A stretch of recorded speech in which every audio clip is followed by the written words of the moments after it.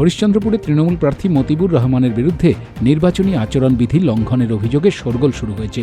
অভিযোগ, দৌলতনগর গ্রাম পঞ্চায়েতের ভবনে বসে দলীয় সদস্যদের নিয়ে নির্বাচনী বৈঠক করেছেন তিনি, যার ভিডিও সামাজিক মাধ্যমে ভাইরাল।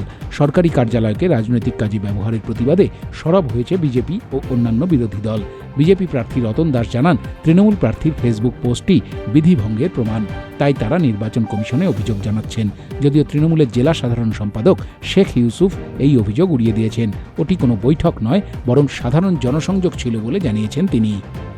এটা তো বেআইনিভাবে করছে, কারণ ইলেকশন কমিশন ঘোষণা হওয়ার পরে সরকারি কোনো স্থানে করা যায় না। এটা তৃণমূল সরকার এখনো পর্যন্ত গুন্ডাগার্দি ছাড়ছে না। দৌলতপুর অঞ্চলে সোনাক্ষী, মশলা কোথায়?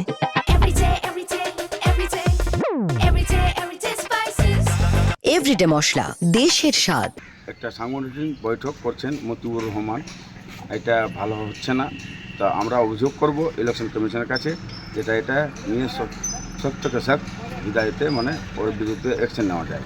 আমার নাম এক্স আর্মি রতন দাস, ভারতীয় জনতা পার্টি ক্যান্ডিডেট হরিশ্চন্দ্রপুর 46-এর।